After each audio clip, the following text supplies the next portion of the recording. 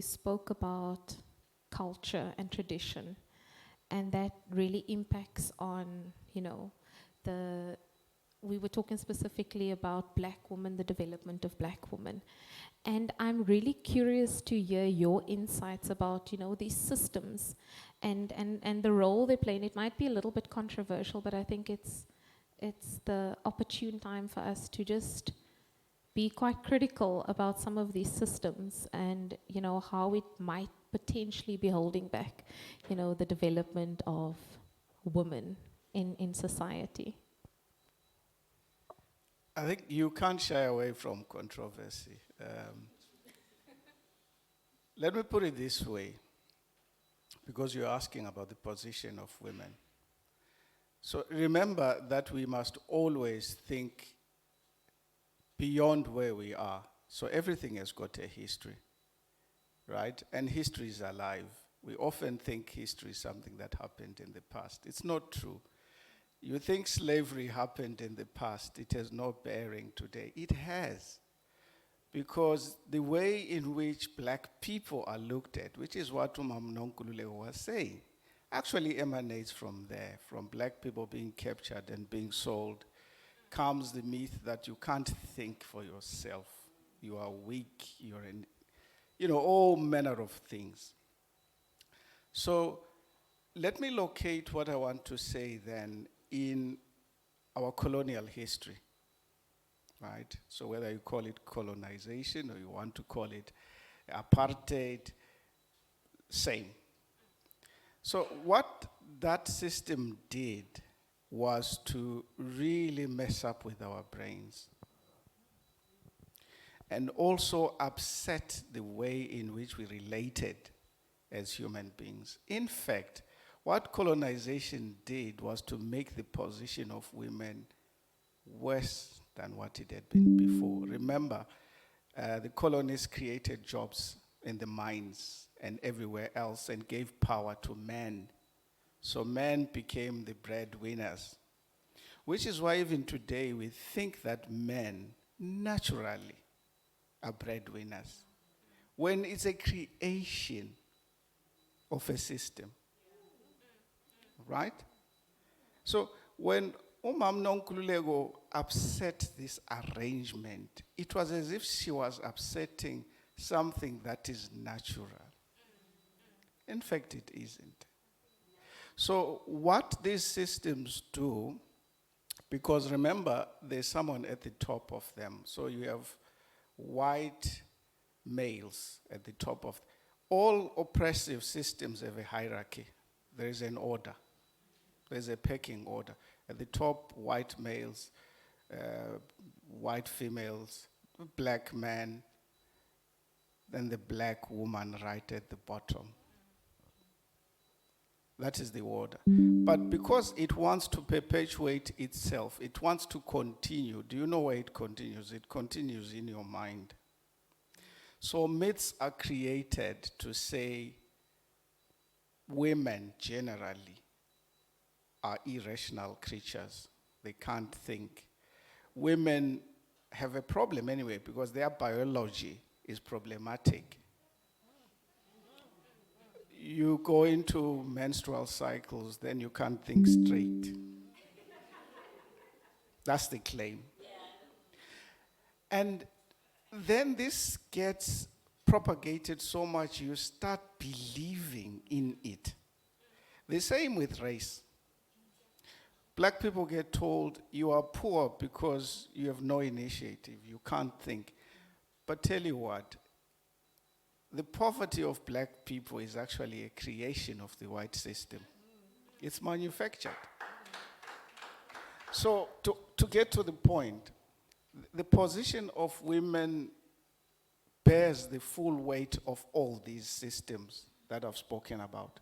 So it's a crushing weight because they have to overcome all of this and upturn all of these.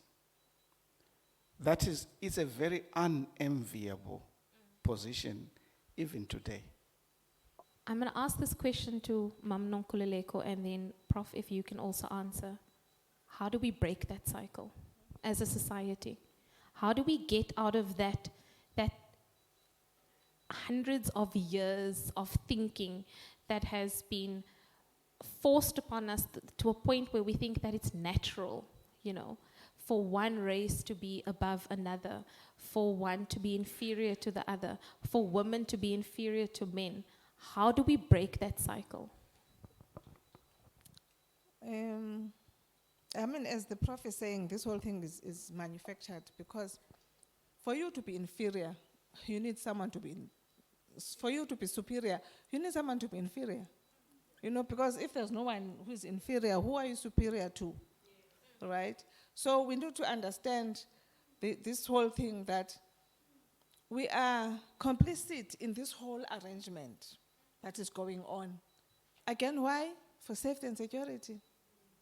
You know, okay, for me to survive, I need to comply with this system so that I can survive. So that's why we need each and every person, because it impacts you directly, you know, psychologically, unconsciously, consciously, because you do face racism and sexism, you know, of that in other ways. So that's why we can't change a whole society, but you can change you.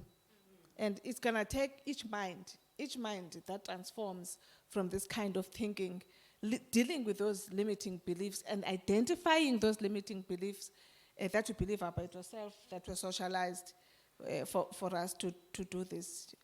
And I always, you know, have faith in the sense that although we're human beings, we're also spiritual beings. As insurmountable as this problem is, we can dig deep into the spiritual self and from there overcome these challenges. We cannot leave our children with this mess. Oh. And what I'm going to say actually dovetails to what Nonkululeko has said. But let me put it this way. We think we are what we are, but we are not. What I'm trying to say is that we are a product of systems, just like I've been saying. And I like how Frantz Fanon put it. He said, you know, what colonialism did was to create a psychosis, a disease. It's a disease. Yeah. It's a mental disease. And if you want to overcome that disease, you have to first of all have the right prognosis. Identify what the problem is.